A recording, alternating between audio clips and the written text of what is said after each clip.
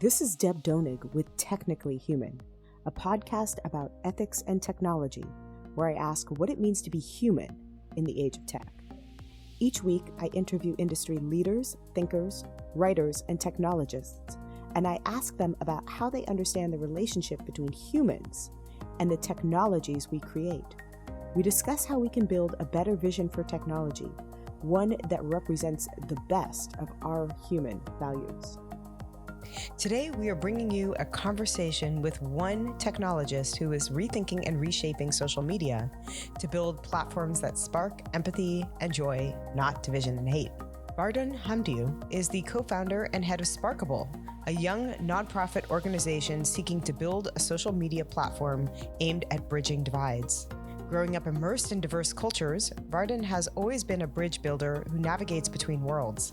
His family history has exposed him to the devastating consequences of communication breakdowns between ethnic communities and the outbreak of war. These experiences have profoundly shaped his understanding of the importance of empathy and social cohesion.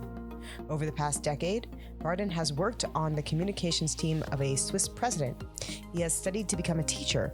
He has spent an exchange semester in South Africa, and he has engaged with refugees facing often traumatic circumstances. These experiences made him acutely aware of the enormous disconnect between the information we consume online and the lived realities of many people around the globe. He became deeply passionate about exploring why today's social media platforms are often dysfunctional and how these powerful systems, which govern our collective attention, could be constructed differently. Driven by this vision, he made the pivotal decision to quit his job, drop out of his studies, and launch Sparkable, aiming to foster a healthier online environment. Hi, Vardon. Hi, Deb. So, Vardon, I wanted to talk to you after learning about your new platform, Sparkable, which is a social media platform you designed with the specific vision of building a healthier social media platform aimed at bridging divides. Just to give a little bit of background, this is an issue that is quite near and dear to my heart. At Cal Poly, I was the faculty advisor for a group of students who wanted to build a student coalition to develop a forum for civil discourse. I have dedicated much of my career to thinking about and helping to create an understanding of how we can talk to one another across divides. And one of the fundamental beliefs that I hold about our democracy is that our democracy is contingent upon our ability to be able to speak to one another, to persuade one another, to be able to recognize what we have in common over our differences. This, I believe, is central to the idea of a multi-ethnic liberal democracy, and I think something that we have become perilously close to losing in our current age. So I really wanted to talk to you after learning about the work that you're doing, and I wanted to start off by just asking you, what led you to want to build a platform like Sparkable that is designed with these kinds of intentions? What were you seeing or experiencing that led you there? Yeah, it's a difficult question, and obviously, it's always a combination of different things. I would say maybe importantly, I grew up with different cultures, and I've always felt a bit in between worlds, and so I always had this sort of this interest in bridging different viewpoints. I also come from a family that has suffered from the consequences of war, so I know what can happen in the worst case when communication between communities breaks down completely and can lead to physical violence. And so this question of how we live together as humans and what happens if we lose our common ground or mutual understanding is something that really keeps me up at night. And it's definitely become more and more urgent, I would say, in my life, this question. I also sort of encountered it in my professional life. I have worked in the communications of one of the Swiss presidents for half a decade.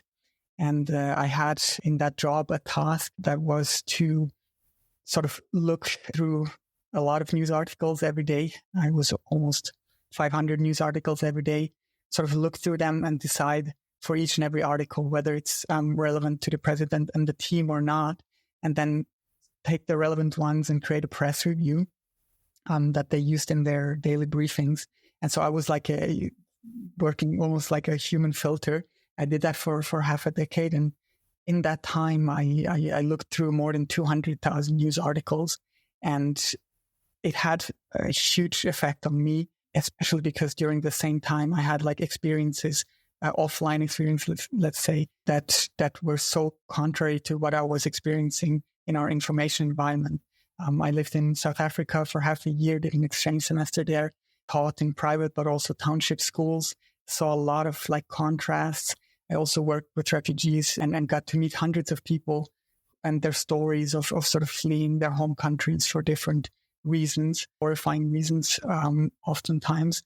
And sort of these experiences combined really led me to thinking a lot about our information environment, and especially disconnect between our information, or let's say our online environment, and the lived reality of so many people around the world. And that it really just got me thinking about the reasons, why our information environment is so dysfunctional, and more importantly, how it can be changed. And how did you end up at the idea that it was social media that was the most important thing to change? Because I've had folks come on the show to talk about the political, social, cultural, and informational divisions that are currently embedded in our society and that are indeed growing in our society. And many of them point to social media as a root cause by way of the filter bubbles that social media creates, the informational tribalism that results and gets engendered by these products. So why social media as the direction that you wanted to take the ideas and the concerns that you had? And why do you think that our social media environment causes these divisions, in your view? Yeah, I think why social media, I would say because it's the place where we spend most of our attention. And that's obviously not true for everyone, but I would say globally that the big platforms are really the place where we spend a lot of time. And I think where we spend our attention and how those systems that allocate our attention are designed, that just has a huge, huge impact. It changes our views, our beliefs. Even if it doesn't happen from one day to the other, it really does happen gradually. What you're exposed to, I think as humans, we learn from what we see and what we hear. And so it really shapes us in profound ways. That sort of also ties back to this experience that I had during that half a decade of being exposed to a lot of news, probably more news than, let's say, a normal person without that job. And so I think it just profoundly shapes us. Social media, I think that's the reason why I focused on that. And then as for what are sort of the problems with social media, I would say it does come down to the business model, especially or specifically the advertisement model that most of these big platforms are sort of based on. And it's in my opinion, one of the fundamental root causes of many of the problems that we see these platforms exacerbating. So the advertising business model is the reason why these platforms have algorithms that optimize for engagement. And that obviously has huge downsides, because the things that get the most reactions are not always the things that are most sort of constructive, productive for us as individuals, but also us as society. Listening to you talk, I am reminded of the earlier days of my Facebook career. That is to say, not my career working at Facebook, my career as a user on the platform. And I graduated college in 2005, the year that Facebook began expanding its network to different college campuses. For those who joined after that, or to those who are not of the millennial generation but slightly younger, Facebook initially started on college campuses and then began to spread its usership across different colleges in the context of allowing people to connect with one another, first only within the college that they belonged, and subsequently to different colleges. And then Facebook ultimately expanded beyond that. And the tagline that Facebook has consistently used to describe its product is the idea that it is connecting the world.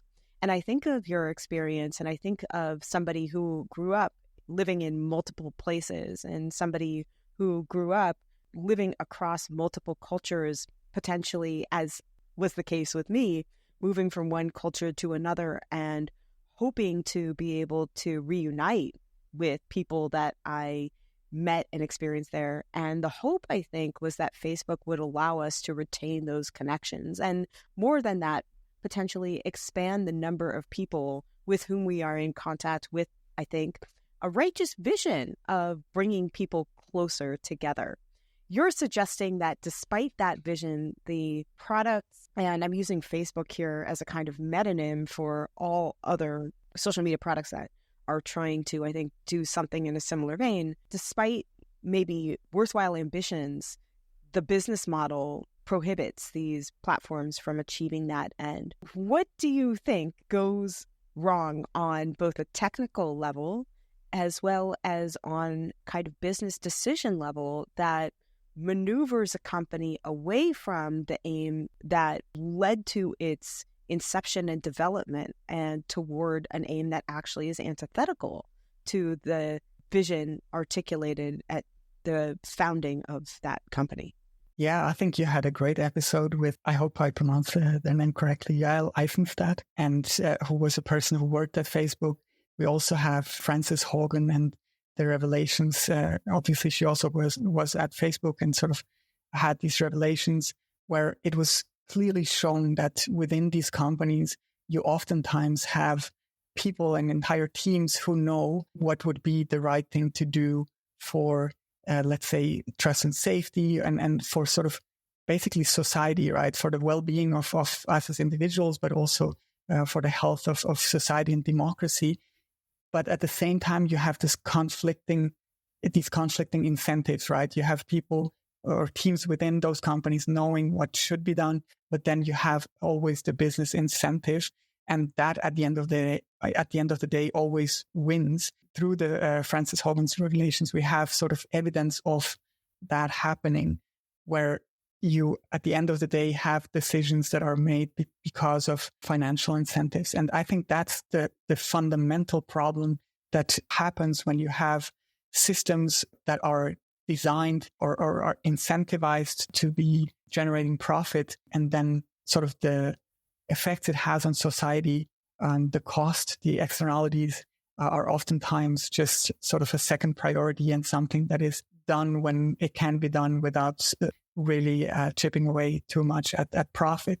And I think it's very dangerous for obvious reasons. Like we see what it leads to. And I think it's really, we are I have a huge sense of urgency in that regard. I think we are really at the point in time where we need to change that, because we're heading in the wrong direction in that regard.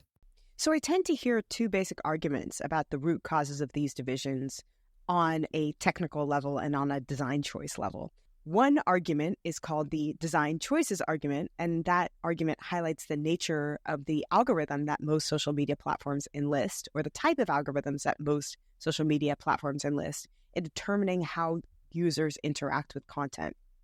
Since platforms, as you have already articulated, seek to maximize for engagement and keeping your attention on their platform as long as possible, and because that aligns with the business model, which is pivoted around showing you as many ads as possible, platforms amplify content that gets the maximum amount of engagement. We tend to engage with content that provokes an emotional response in us, particularly a negative one. And so these platforms, as a result, end up amplifying and elevating the most divisive, outrageous, and negative content. If this argument is true, then it seems to me that there's a solution to the divisions caused by social media, albeit a solution that would require companies to grapple with their profit motive. And that argument suggests a solution that is, to me, fairly simple. Change the algorithm, right? The counter argument to this point is that there's a basic problem in the architecture of social media that's responsible for these divisions. And this argument, sometimes referred to as the inherently divisive view, argues that human psychology and market incentives make it virtually impossible to build a large-scale social network that does not amplify division. The argument goes something like this.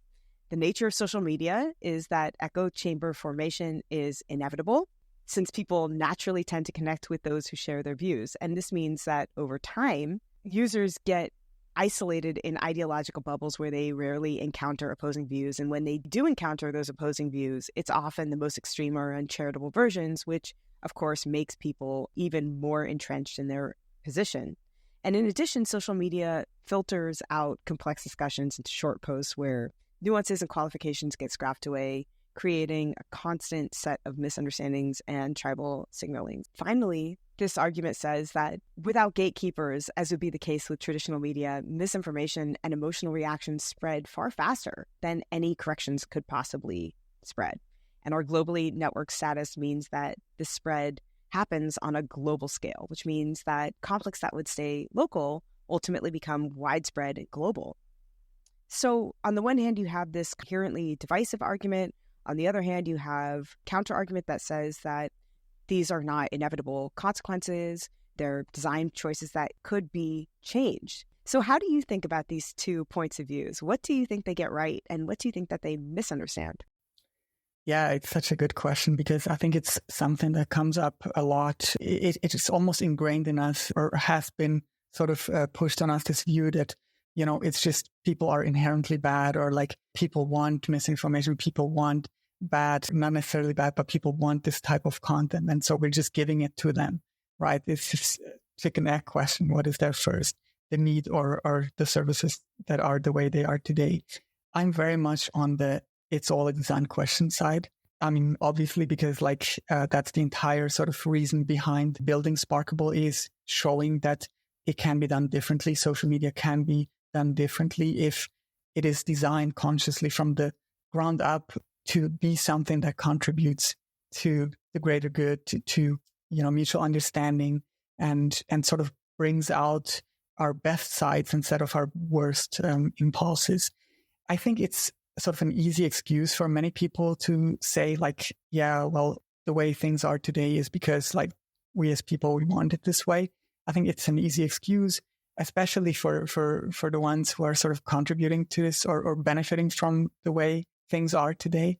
But there is obviously some truth to statements like misinformation spreads quicker than corrections, and it's true in my view, and it's almost if you think about this philosophically, it's true that destruction is easier than construction. It's almost like a design flaw of the universe, right?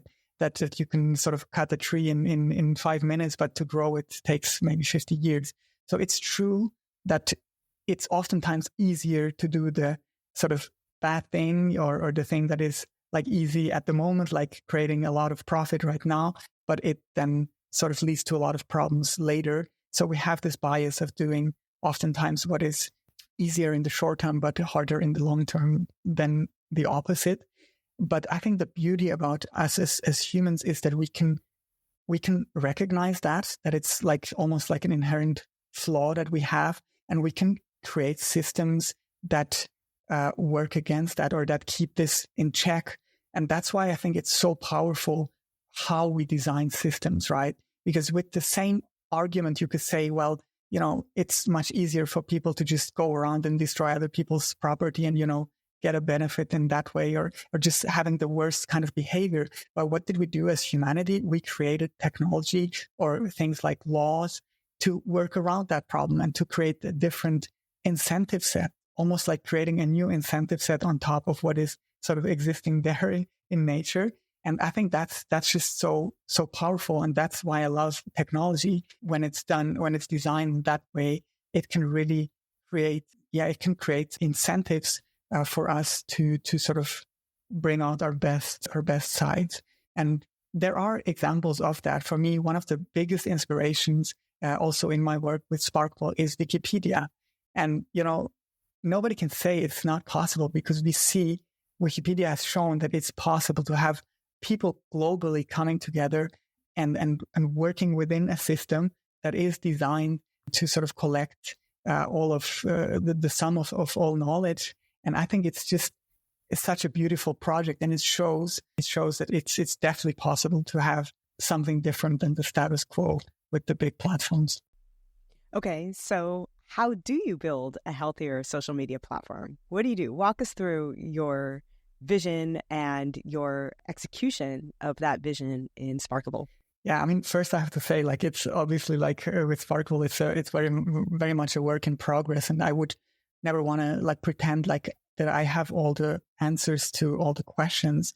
But I think if we come together and try to find these answers to these questions, then everything is possible.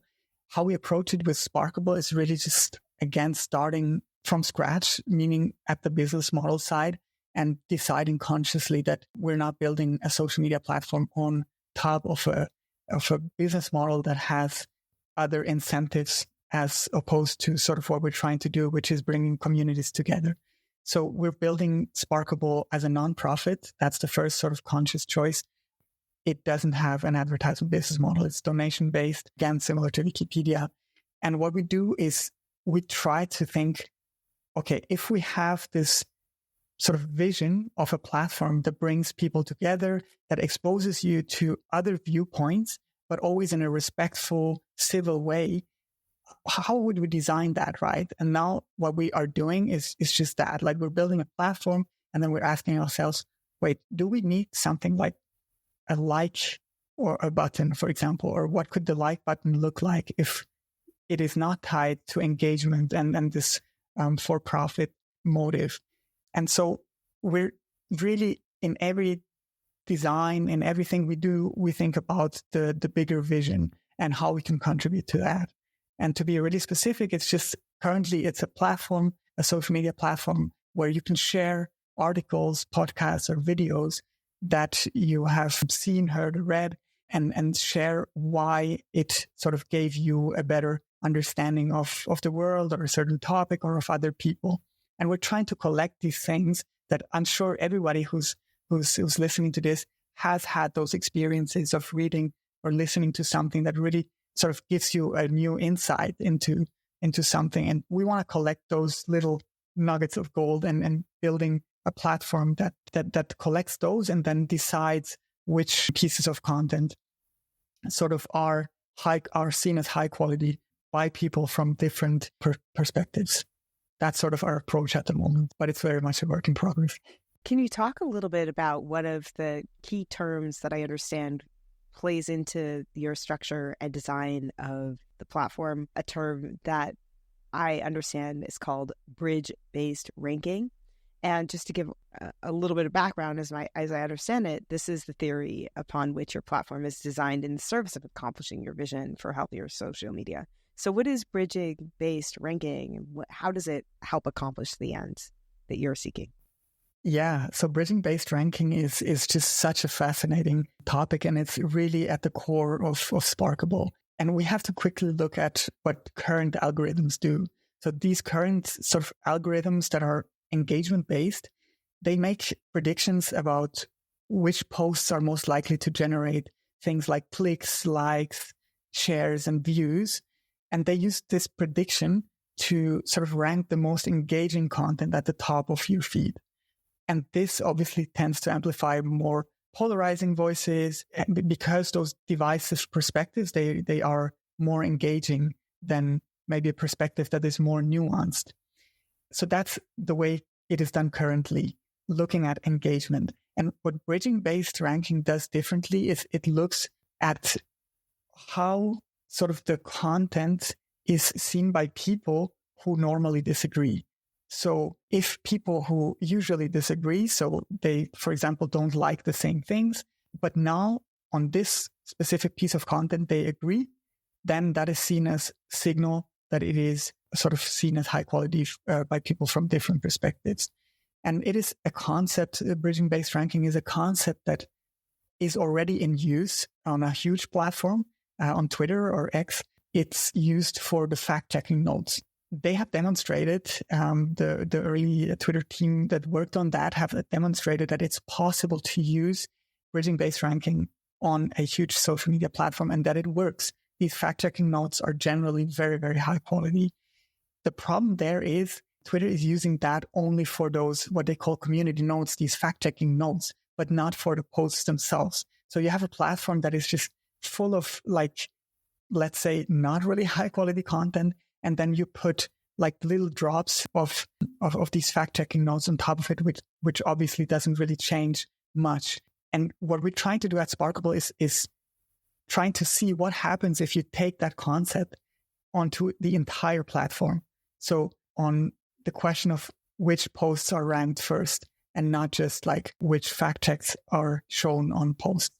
So bridging-based ranking to me is really something, maybe you can hear it, but I'm super excited about the concept. And that's why we're sort of, building everything around that. What happens when you use bridging-based ranking? You said that you're really excited to see what happens if a platform does that. What happens?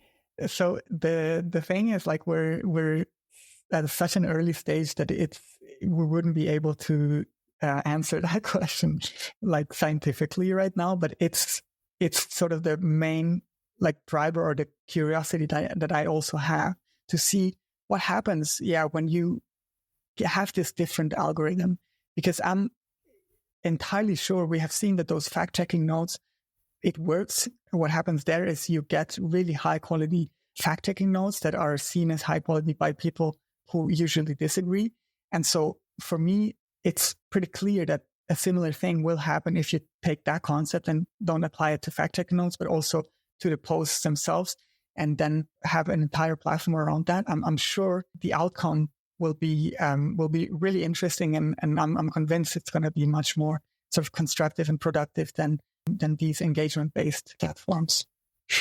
Okay, so I'm not sure that this is really a fair question, because it sounds like the outcome, as you said, is not scientifically known, but it's more theoretical at this stage. But walk me through what you believe, given your theory, would happen. Let's take one of the more divisive issues of the day, American politics, right? So somebody says, Donald Trump is unfit to be president of the United States. He is not mentally sound. He is declining intellectually, and his policies, particularly toward women, are going to set us back 100 years.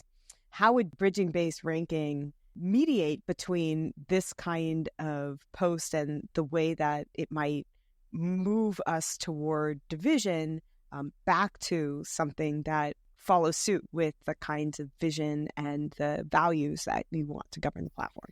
Yeah, so I'm sort of not going to answer like on a specific piece of content or topic level, but like on a more systemic level. I think on today's platforms, content such as that would be obviously like trending or shown very high in the feed, because it generates a lot of responses, negative and positive. Whereas bridging-based ranking would highlight different kinds of posts. So, for example, a post that or something, a piece of content that explains a certain viewpoint, and then you would have sort of just a more constructive, let's say, atmosphere or space where people can be vulnerable as well. Instead of sort of dunking on each other, like it would be much more a space that people can come in and with the genuine curiosity and the genuine willingness to learn from each other. And that would mean that you would sort of see posts or content that is much more vulnerable and much more nuanced. Maybe somebody explaining why they voted for a certain candidate or why they see a political issue is very close to their heart, but with sort of the willingness to listen to people who see it differently. And I think that's the beauty of systems like democracy. They depend on that sort of communication.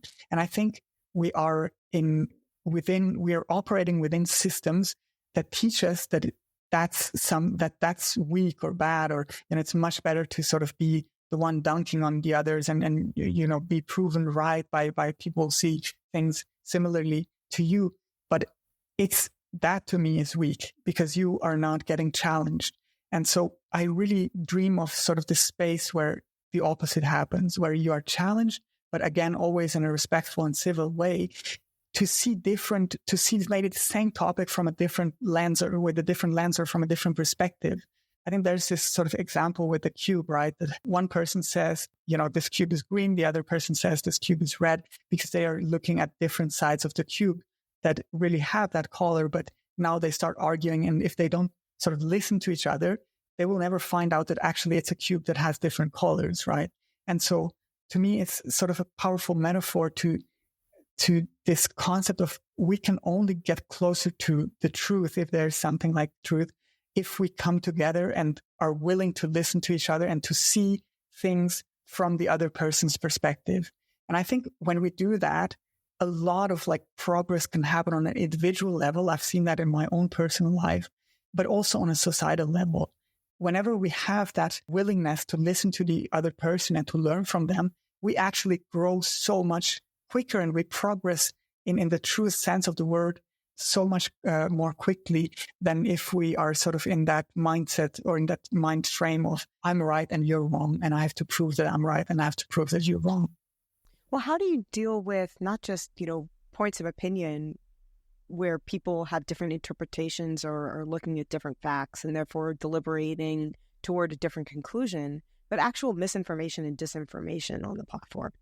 Yeah, that's definitely important to make a distinction there. And I think our approach there is very much inspired again by Wikipedia, sort of having this community-based resilience. So having people being able to say, this is wrong, this is factually incorrect, and then being able to demonstrate that or to prove that. And with sort of that proof, certain posts could then be, maybe made unavailable on the platform if it's really misinformation and disinformation. I think Wikipedia is just such a great example of, and probably one of the only ones still standing, of how this can be done. And I would love for Sparkable to work in the same way, that it's community-based, but it's also transparent. You can always see like how a decision was made, what were the central arguments, what were the proofs that or like the sources that were cited.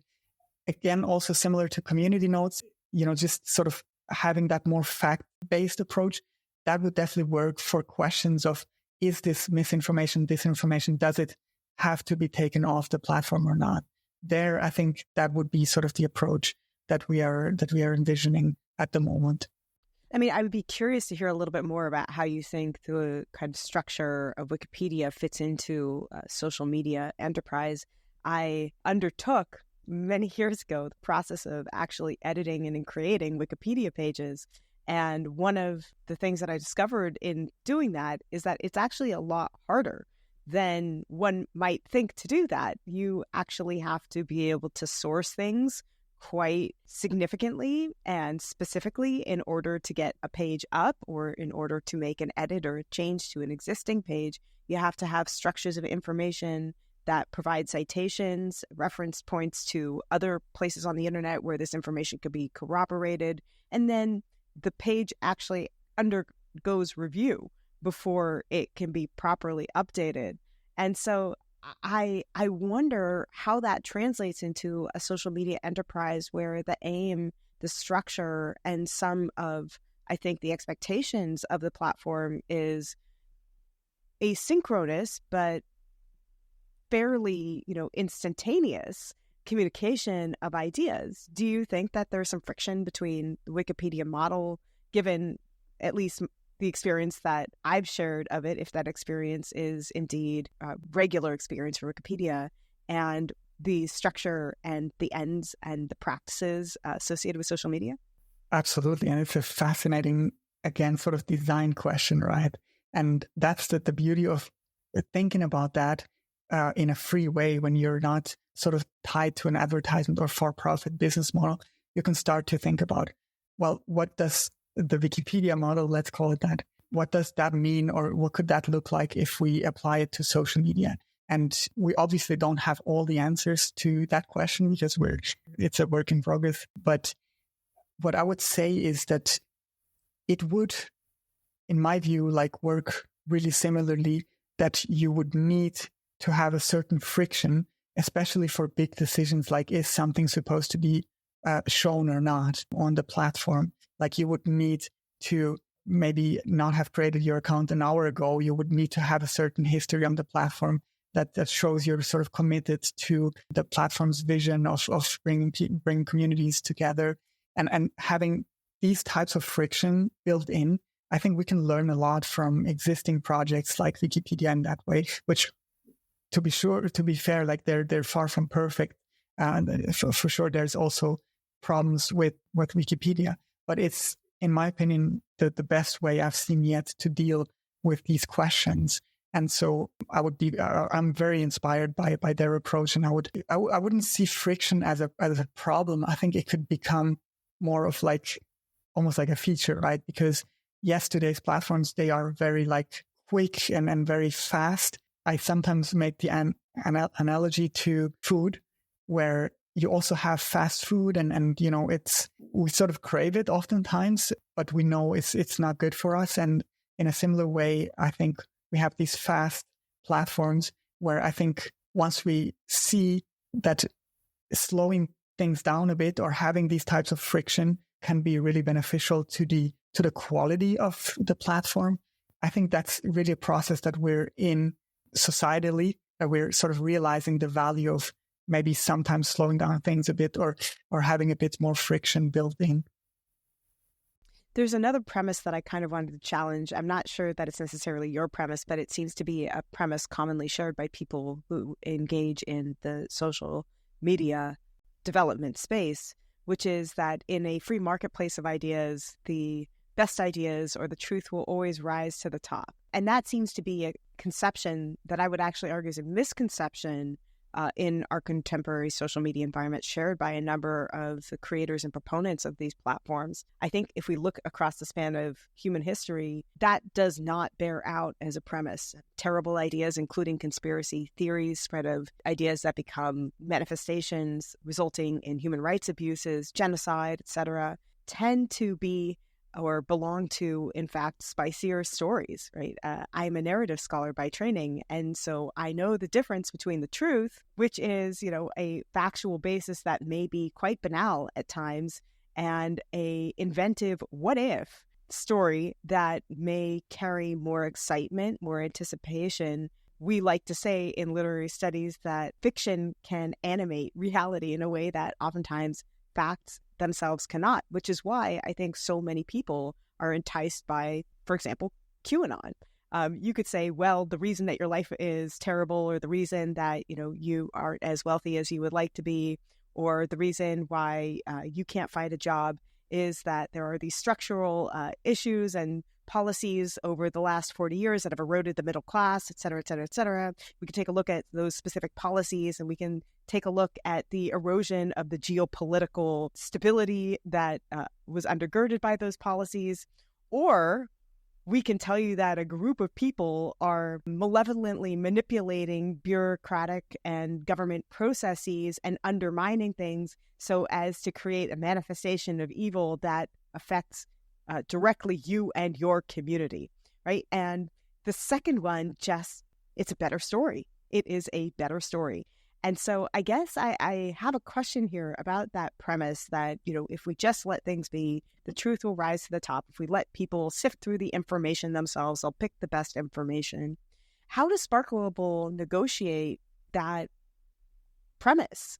How do you think about that idea? And I guess the broader question around this is the question of that free marketplace of ideas, or what sometimes in the United States is referred to as the essential free speech issue that we see constantly debated about the nature and responsibility of social media platforms to moderate user content. Yeah, I think it comes back to one of the previous questions we discussed, where sort of I said that it's almost like in the design of the universe that it's bad things are oftentimes easier than good things. Same thing here, right? You have these narratives that spread much more quickly. And the problem, I think, is the systems. We can design systems that exacerbate that problem, or we can design systems that alleviate that problem or counter that problem. So if we have platforms that are geared or designed towards virality, then that's a recipe for disaster, right? Because that's how these conspiracy theories and so on, they spread like wildfire, because these platforms are designed to spread and reshare things and make it super, super easy and rank these things higher. But if we have systems, if we design systems that do the opposite, like Wikipedia, then you see that the opposite is possible as well, right? Because there you have this resilience against this type of easy narratives. And so I think it's all a design question. Or how do we design the systems? And the same thing the same thing is true for our approach with Sparkable, where we would want to design the system in a similar way so that it doesn't facilitate that spread. Coming back to the question before, that it adds friction, that is sort of antiviral in that sense, that it would detect when something is going viral, and then it would, instead of sort of making it even more viral, it would slow it down, and it would sort of put it maybe in a queue to be reviewed by people and then decided what to do with it. But just having that friction built in, I think, is super important. And as a second thing, having transparency and having it be community-based. So having the power to decide whether or how something is moderated, having that power be decentralized. And that's important to me to distinct. I'm not talking about like decentralization, in terms of, blockchain or whatever technical decentralization. I'm really talking about decentralization of power. And Wikipedia is the best example for that. It's a central system where everybody is on the same platform. Everybody sees sort of the same things, but the power over the editing process, the power over the moderation process is decentralized on all the people who are contributors or editors. And I would love to see that concept on a social media platform and have that be as transparent as it is on Wikipedia, where you can really see, okay, who has taken which decision, or who has made which edit. And just, I think having a system like that would just be, in my opinion, much, much more resilient against things like these easy and sometimes dangerous narratives spreading so quickly.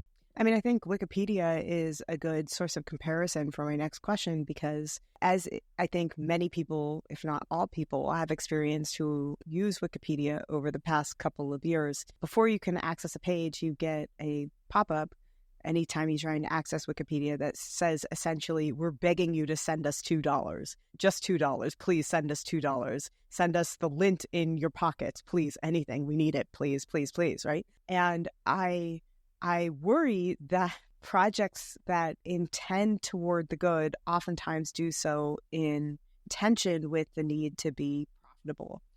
I know that you say that currently Sparkable works on a donation-based source of revenue, but ultimately I think if you want to get users to the platform, if you want to scale it, if you want to indeed produce the kind of social cohesion work that Sparkable aims to want to supply, to mend the kinds of divisions in our society, you have to be able to scale it in some way. And in order to do that, you need to be able to fund it at that scale. So how do you align the desire to build a healthier social media product with the need to be profitable, a need to grow, and a need to scale? Yeah, I mean, that's definitely one of the sort of biggest questions that have been on my mind ever since I started this project, because it again comes back to this sort of problem that we have, that oftentimes it's much harder to do the right thing or the difficult thing than it is to just do the easy thing that might be leading to worse results. It's the same thing here, right? With the financial incentives, it would be much easier to build something that generates profits, with something like an advertisement business model. But And I think maybe someday we'll get to a point where this is not true, where projects like Wikipedia wouldn't have to beg for money because we would have something like universal basic income or some other kind of technology that we build around that problem of financially being in a precarious situation if you're trying to do the right thing or trying to work for the greater good or the public interest. I think hopefully we will solve that problem at its root level at some point. But until we get there, I think we can try to find different systems, different ways. And I've spent a lot of time thinking about new business models. We have the advertising business model, the paywall-based business model, and we have the donation-based business model. And for now, we have chosen with Sparkle to go with sort of the least bad of these three business models. But obviously the problem with donation-based is that it's precarious. You always have to be asking people. And so we were thinking also about some sort of a freemium model where you can either you could see sort of everything for free. You wouldn't have any barrier, but you could choose to pay a little bit to see only the highest quality content. And then that would be sort of a recursive model where the money would be split and redistributed to every person or everybody who contributed to it. But that was a thought experiment or something that we haven't implemented and we haven't tested yet. But I think if we spend time on those questions, like I'm sure we can come up with better solutions than we have today. It's just for now, we're really focusing on building Sparkable in a way that it provides this sort of value and this is unifying aspect of it. But I'm very, very interested in this question of could we create different business models? But until we get there, like I think the donation-based business model is just the least bad of the options that we have at the moment. How do you hire people to work with you on Sparkable? Do you look for people with an interest in ethical or responsible ways of thinking? It seems to me like your approach is really to build a kind of ethical, responsible product. Do you think that the leadership vision and the vision of the people that you hire plays an important role in the direction of the product? Or is this a product that can be created by way of solid directives from a kind of like well-directed, responsible, ethical leader, and then relayed to engineers who can be agnostic as to the ends and who don't necessarily need to care about the issues that you care about? No, I think it's definitely true that a project like that can only work when you have people coming together to work towards this vision. So meaning people who are aligned with the vision, people who see the problems we have with today's social media platforms. And you know, we can disagree a lot on how we can, you know, build a better solution. But I think it's important to have people on board who just see the same problems that we are seeing with these platforms. And so I would say it's actually really, really, that's probably something that is different when you create a project that is very mission driven, is that I think that is a central part of any sort of hiring process, making sure that people are really aligned with what we're doing. And it's also the same for the community. It's not just like people on the team, but also like the community. It would be best if people join the platform sort of knowing what the problems are with today's social media and bringing that awareness into it will create a much, much different experience. So I don't see it as just like an internal thing, but also external. How do you think about the role of the government, legislation, regulation, et cetera, with regard to social media? Should we enact regulation or legislation, or do you think that this is a problem, or the problem that is to say the problem of social division as manifested through social media that can be solved through and should primarily be under the restructuring guidance of technologists? If you think that we should enact regulation and legislation, if you think that government has a role, what do you think that role is? What kind of regulation or legislation would you want to see? Yeah, I mean, I have to say first that I'm not like a policy expert, but I definitely believe what government can do with regulation is part of this question of what are the systems we design around us, right? So I would say I'm a big fan of decentralizing power. And so if we have these huge platforms, I think it's super important that there's not like one person deciding, but that there's a community of people. And the same thing with governments. Like if we have democratic governments or democratically elected governments, I'm a huge fan of oversight and regulation, because we need democratic oversight over these platforms and over these systems that allocate our collective attention, right? Because it's the most important thing where we allocate and how we allocate our attention globally. It's just such an incredibly powerful thing. And so I think we need to have democratic oversight over that. And regulation by democratically elected governments is a huge part of it. I'm absolutely convinced of that. It's not the part I'm personally working on, obviously, with Sparkable. Like I'm seeing my role or the project's role as being complementary to that, right? Being an argument that regulators can make to put more pressure on existing platforms by saying, look, it's possible to do things differently. And it's just breaking down that argument of, well, things are the way they are today because that's the only way they can be. And I really see that as I would love to contribute to building different visions of the future, but regulation is extremely important. I think it has to be democratic. It has to be sort of distributed, but we cannot live, I think, in a world where we have a couple of people, a handful of people in charge over these hugely powerful systems. Are you optimistic that we'll be able to heal the social divides that you've seen and that you argue have been caused by our social media ecosystem? If you're optimistic, why? If you're cautiously optimistic, what is the caution? And if you're not optimistic, why not? Yeah, so I am extremely optimistic, and that's the reason why I'm working on Sparkable. I said at the beginning that like it keeps me up at night, this question of sort of where we're heading, or what can happen if communication breaks down, what can happen, and we've seen it. We've seen that these platforms can and do have an impact on conflict or conflict regions, etc. So it's definitely something I'm worried about, but at the same time, I'm extremely optimistic because I know that if these platforms have the power to exacerbate those problems, to spread hate and division, then if we consciously design them to do the opposite, they can have the opposite effect. It's really like coming back to the food analogy, what we sort of eat every day is what our body becomes, right? And so what we feed our mind every day is what we become, the beliefs we have, and so on.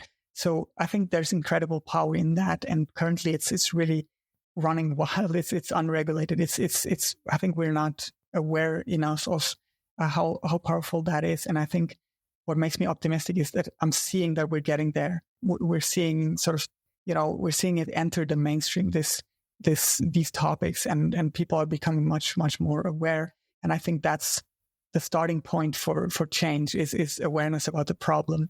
And now what I'm trying to do, or what we're trying to do at Sparkable, is really coming in and helping to show what could be or how things could be done differently. And for that, we need people to come together. It cannot be one or a small group of people who can do that. We need people to come together and do so at a large scale. But then I'm extremely optimistic that if we do that, we can create systems that, again, bring out our best sides instead of our worst. Thank you very much, Vardon. Thank you.